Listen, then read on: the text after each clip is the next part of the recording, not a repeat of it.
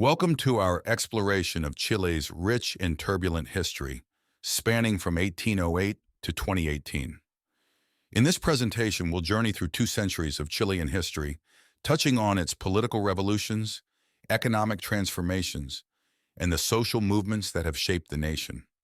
From the early days of independence through the era of military dictatorship and into the modern era of democracy, we'll understand how Chile's past has influenced its present. Chile's rich history is deeply intertwined with its diverse landscapes, from the arid Atacama Desert to the lush central valleys, which have supported a variety of indigenous cultures for millennia. The Atacamanos, who mastered life in the desert, and the Mapuche, known for their agricultural and martial prowess, were among the prominent pre-Columbian inhabitants.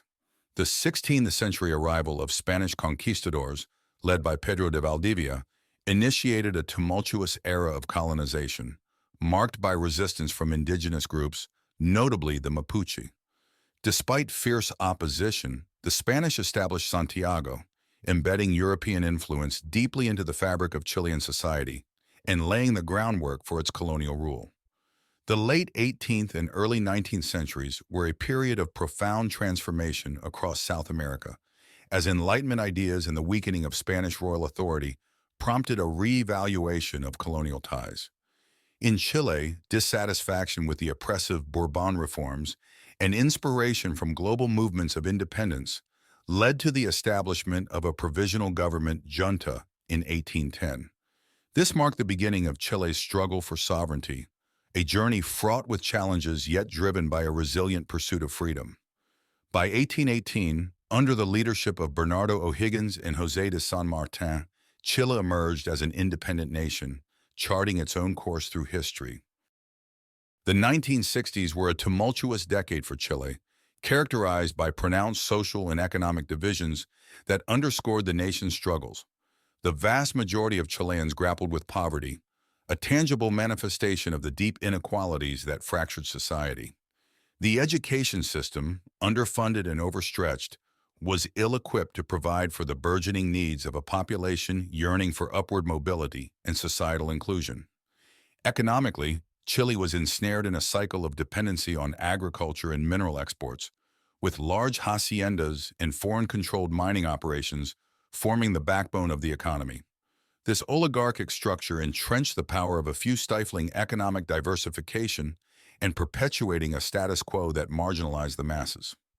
Amid these challenges, the political arena became a battleground for the future direction of the country.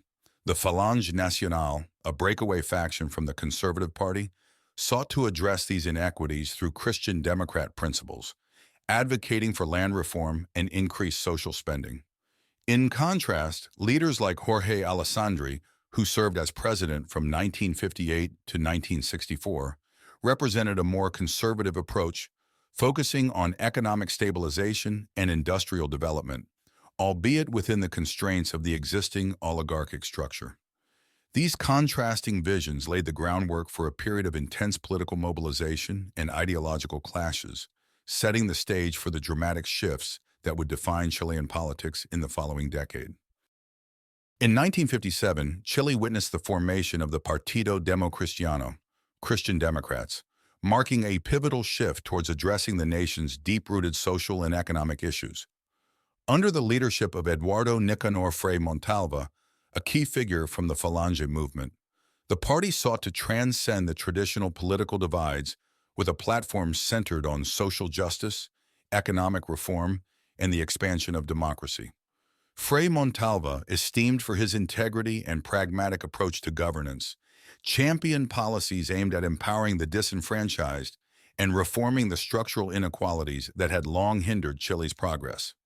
His election as president in 1964, following a campaign that energized a broad spectrum of Chilean society, marked the beginning of a transformative era.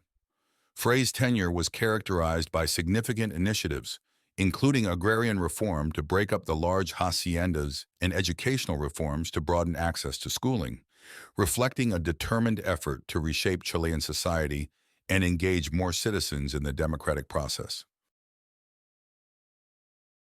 During Eduardo Frei Montalva's presidency in the 1960s, Chile embarked on what was termed the Revolution in Liberty, a series of progressive reforms under the banner of the Christian Democratic Party. This ambitious agenda sought to tackle the deep-seated issues of inequality and underdevelopment through a blend of social, economic, and educational reforms. The government significantly expanded welfare programs to improve healthcare and housing for the poor, while the education sector saw the creation of thousands of new schools, aiming to increase literacy and educational attainment across the nation. Labor laws were also reformed to enhance workers' rights, including better wages and working conditions. Perhaps the most controversial aspect of Frei's reforms was the expropriation of large estates, part of a broader agrarian reform program intended to dismantle the traditional hacienda system that had concentrated land in the hands of a few. These lands were redistributed to peasant families, aiming to alleviate rural poverty and stimulate agricultural productivity. While these measures were transformative, seeking to redistribute wealth and power more equitably, they also sparked significant opposition. Landowners, conservative politicians, and some foreign investors viewed these moves as threats to their interests, laying the groundwork for the polarized political climate that would come to define Chilean politics in the ensuing years. The Chileanization of the copper industry marked a watershed moment in Chile's economic history during Eduardo Frei Montalva's presidency. This strategic policy shift aimed to regain control over the country's vast copper resources, which had been predominantly under U.S. corporate control. By acquiring a 51% ownership stake in the major copper mines, the Chilean government sought not only to assert its sovereignty over national resources, but also to secure a larger share of the revenue generated by copper exports, which were crucial to the country's economy. This move was emblematic of a broader trend in Latin America and other developing regions, where countries sought to nationalize their natural resources and industries to break free from economic dependency on foreign companies and governments. The Chileanization policy had profound implications, both domestically and internationally. It provided the Chilean state with increased income, which was intended to fund social and economic development projects. However, it also strained relations with the United States and multinational corporations, setting the stage for further tensions and economic confrontations. The late 1960s in Chile were characterized by an economic paradox that saw initial prosperity and low inflation quickly give way to the resurgence of chronic economic issues, notably high inflation rates. This period of economic fluctuation was initially marked by optimism, driven by targeted reforms and stabilization measures that seemed to herald a new era of growth. However, these early successes proved unsustainable, with inflation rapidly undermining the economic stability and eroding the purchasing power of the average Chilean. The government's attempts to curb inflation through wage and price controls were met with resistance, triggering a vicious cycle of wage hikes and escalating prices, which only exacerbated the inflationary spiral. Simultaneously, the nation experienced a surge in student activism, reflecting broader social and political unrest. University and high school students, inspired by global movements and disillusioned with the pace of domestic reforms, emerged as vocal critics of the educational system and societal inequalities. Their demands for more significant educational reforms, social justice, and increased political participation were indicative of a deeper, widespread dissatisfaction with the status quo. This confluence of economic instability and vibrant social movements highlighted the intricate link between Chile's economic policies and its social dynamics, setting the stage for the profound transformations and challenges that the country would face in the subsequent decade. The 1970 election in Chile stands as a pivotal moment in the nation's history, marked by Salvador Allende's narrow victory, which heralded the first instance of a socialist president being elected within the framework of a liberal democracy. Allende's win was not just a political victory, but a symbol of a dramatic ideological shift towards socialism, representing a significant departure from the prevailing political norms and practices. This historic election highlighted the stark divisions within Chilean society, revealing the depth of the polarized political landscape and the contrasting visions for the country's future. Allende's ascent to power on a platform of radical social and economic reforms aimed at addressing inequality and nationalizing key industries, including copper, reflected a broader desire for profound societal change among a significant portion of the population. The implications of Allende's victory extended far beyond the immediate political changes, foreshadowing a period of intense national turmoil and international attention. The reaction to Allende's socialist agenda was mixed, with enthusiastic support from some sectors of society, while others, including certain domestic groups and international entities, particularly the United States, viewed his presidency with suspicion and hostility. This deep divide set the stage for the tumultuous years that followed, characterized by economic challenges, social unrest, and intense political polarization. Allende's presidency would ultimately become a flashpoint in Cold War geopolitics, illustrating the global tensions of the era and the challenges of implementing socialist policies within a democratic framework and a divided nation. Salvador Allende's presidency marked a bold and ambitious attempt to steer Chile onto a socialist path through a series of radical reforms aimed at restructuring the country's social, economic, and political landscape. The government significantly ramped up social spending in an effort to reduce inequality, nationalize key industries such as copper to reclaim and redistribute the nation's wealth, and initiated land reforms designed to break up large estates and empower peasant farmers.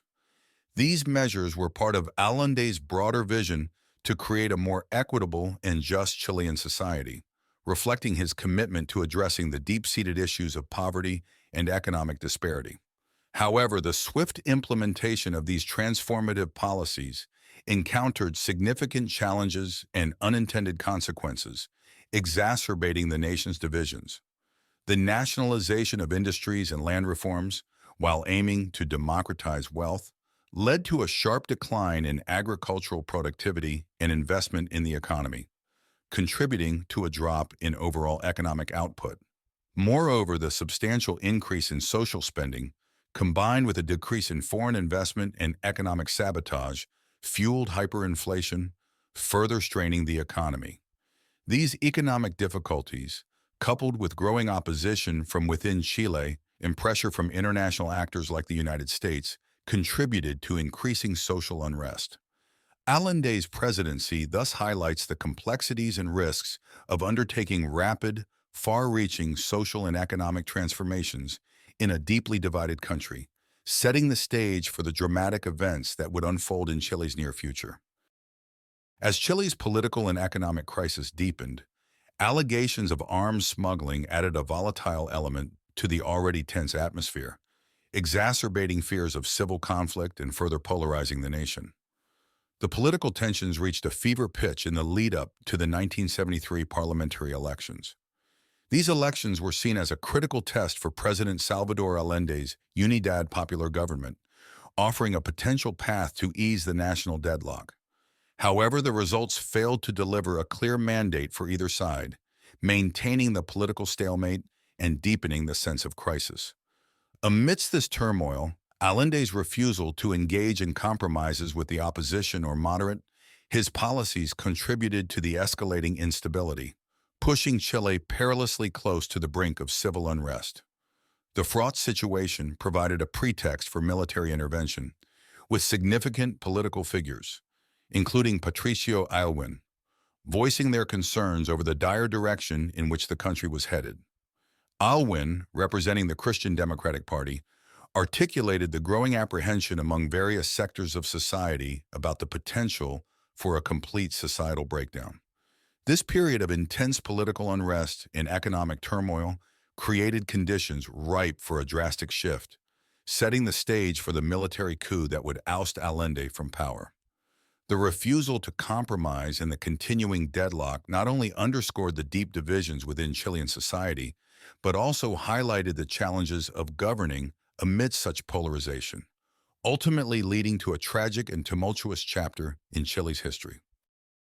In the early 1970s, Salvador Allende's presidency was marked by escalating challenges, not only from economic and social crises, but also through direct attempts to undermine his rule.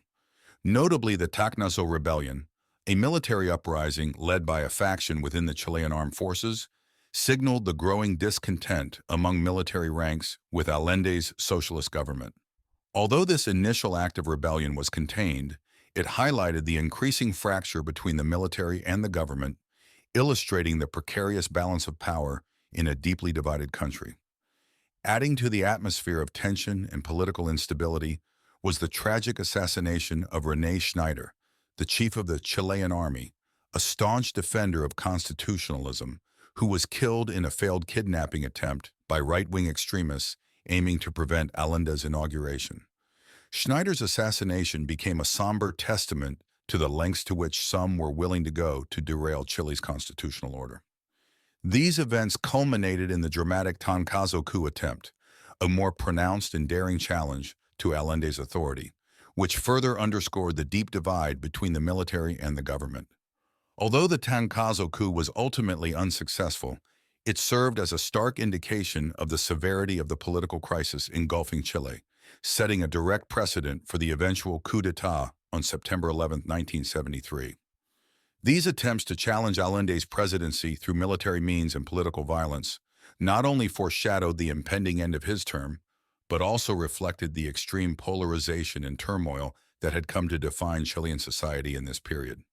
The buildup of military dissent, coupled with political assassinations and coup attempts, painted a grim picture of a nation teetering on the edge of constitutional breakdown, paving the way for a decisive military intervention that would alter the course of Chilean history.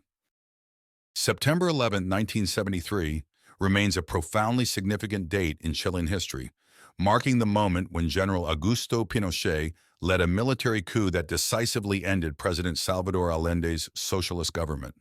The coup represented not only a stark repudiation of Chile's socialist experiment, but also the beginning of an extended period of military dictatorship that would reshape the nation's identity and governance for the next 17 years.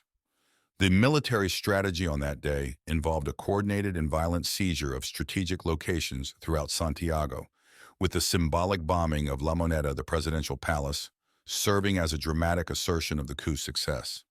This aggressive takeover was emblematic of the military's commitment to eradicating the perceived threat of socialism and reasserting a conservative order.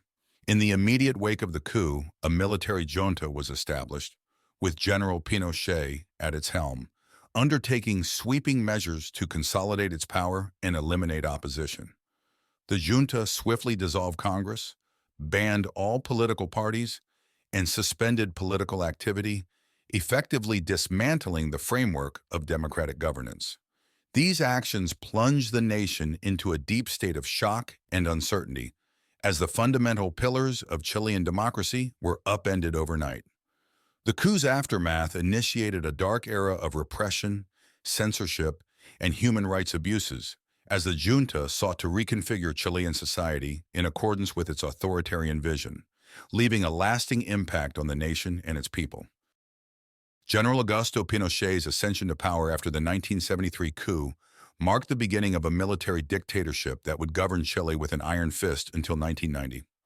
Under Pinochet, Chile experienced a radical overhaul of its societal structures, as the regime extended military control over all facets of life, including the government, economy, and education system. One of the most infamous instruments of this oppressive rule was the establishment of the Dirección de Inteligencia Nacional, DINA, a secret police force tasked with rooting out opposition. The DINA became synonymous with the regime's brutal crackdown on dissent, responsible for the arrests, tortures, and forced disappearances of thousands of Chileans, casting a long shadow of fear across the country. Simultaneously, Pinochet's regime was characterized by a rigorous shift towards neoliberal economic policies, influenced heavily by a group of Chilean economists known as the Chicago Boys for their connection to the University of Chicago. These policies included the privatization of state-owned enterprises, deregulation of the economy, and the introduction of free market reforms, which led to significant changes in the Chilean economic landscape. While these reforms were credited with modernizing the Chilean economy and reducing inflation, they also exacerbated inequalities and social disparities. This period under Pinochet is remembered as a dark chapter in Chilean history, where the suppression of political freedoms and human rights abuses occurred alongside significant economic transformations, leaving a complex and enduring legacy. Throughout General Augusto Pinochet's dictatorship, Chile navigated a tumultuous period marked by international isolation, significant economic challenges, and widespread internal unrest. The global community, increasingly aware of the human rights violations occurring under Pinochet's rule, began to distance itself, leading to economic sanctions and diplomatic ostracization.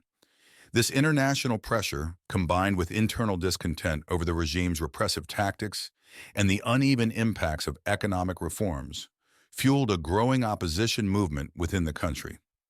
In an effort to mitigate this unrest and solidify its grip on power, the regime proposed a new constitution, which was ratified in a national plebiscite in 1980. This constitution was designed to institutionalize military rule, granting Pinochet extended powers and setting the terms for his continued leadership. However, it also inadvertently laid the groundwork for a return to civilian governance by establishing mechanisms for future political transitions, including the provision for plebiscites and the eventual transfer of power through electoral processes. While the 1980 Constitution aimed to legitimize Pinochet's dictatorship and ensure the military's dominance in Chilean politics, it simultaneously opened a path for democratic restoration, marking a complex moment in Chile's journey toward reclaiming its democratic institutions and values. During General Augusto Pinochet's tenure, Chile became a testing ground for neoliberal economic policies, orchestrated by a group of economists known as the Chicago Boys, for their education under Milton Friedman at the University of Chicago. These reforms, which included widespread privatization, deregulation of industries, and liberalization of trade, marked a radical departure from the country's previous economic models. Initially, these policies spurred an economic boom, showcasing Chile as a model of capitalist success to the world and drawing significant international investment and praise. However, the glossy veneer of economic prosperity began to crack in the early 1980s, when Chile plunged into a severe economic crisis. The neoliberal policies that had fueled rapid growth also led to significant vulnerabilities, including a dependence on volatile international markets and a widening gap between the rich and the poor. The economic downturn resulted in widespread unemployment, a collapse in the banking sector, and a drastic fall in living standards for the majority of Chileans, starkly challenging the narrative of Chile as a capitalist utopia. This period underscored the limitations and risks of unchecked neoliberal economics, leading to a reevaluation of the model and its social costs. The crisis not only exposed the economic disparities created by the reforms, but also contributed to increasing discontent with Pinochet's regime, highlighting the complex legacy of the neoliberal experiment in Chile. In the late 1980s, Chile experienced a significant resurgence of political activism and public dissent, culminating in widespread protests against General Augusto Pinochet's military dictatorship. This period of increased civil unrest reflected the public's growing frustration with the regime's authoritarian rule, human rights abuses, and the economic hardships stemming from the neoliberal policies of the previous decade. The opposition movement, composed of a broad coalition of political parties, labor unions, student groups, and human rights organizations, began to coalesce more effectively, demanding an end to military rule and the restoration of democratic governance. The mounting pressure from both domestic protests and international condemnation of the regime's practices led to the 1988 plebiscite, a national vote to determine whether Pinochet would extend his presidency for another 8 years. In a remarkable demonstration of public sentiment, the plebiscite resulted in a decisive no vote, effectively rejecting Pinochet's continued rule and setting the stage for a democratic transition. Patricio Aylwin, a prominent figure in the Christian Democratic Party and a leading voice in the opposition coalition, emerged as a pivotal player in navigating this transition. Aylwin's moderate stance and commitment to consensus building among the diverse factions of the opposition were instrumental in ensuring a peaceful and orderly transfer of power. His subsequent election as president in the 1989 elections marked the official end of Pinochet's dictatorship and the beginning of a new era of democratic governance in Chile, symbolizing the nation's collective desire to close a dark chapter in its history and move forward with hope and reconciliation. Patricio Aylwin's presidency, beginning in 1990, heralded Chile's definitive return to democratic rule after nearly 2 decades of military dictatorship. Aylwin, representing the Christian Democratic Party and leading a coalition of centrist and left-leaning parties known as the Concertación, assumed the presidency with a clear mandate to reconcile a deeply divided country and restore democratic institutions. Recognizing the importance of economic stability for the nation's recovery, Aylwin's administration sought to build upon the neoliberal economic foundations laid during the Pinochet era, while also implementing reforms aimed at mitigating the social disparities it had exacerbated. His government's economic strategy balanced market-oriented policies with increased social spending on health, education, and housing, contributing to sustained economic growth and a significant reduction in poverty rates. Beyond domestic achievements, Aylwin's tenure was marked by efforts to improve Chile's international standing, which had suffered due to the previous regime's human rights violations and diplomatic isolation. Aylwin prioritized the restoration of diplomatic ties and the promotion of Chile as a reliable and democratic partner in international trade and regional cooperation. Additionally, his presidency was characterized by a commitment to collaborative governance, fostering dialogue and consensus building among the various political factions within Chile's restored multi-party system. This approach not only facilitated the enactment of key reforms, but also helped to heal the wounds of the past, paving the way for a stable and enduring democracy. Aylwin's leadership during this critical period laid the groundwork for the future development of Chilean democracy, demonstrating the potential for a successful transition from authoritarian rule to a democratic and prosperous society. In this exploration of Chile's rich history, we've journeyed from the fervent struggles for independence in the early 19th century through the tumultuous events of the 20th century, arriving at the dawn of a new era of democracy.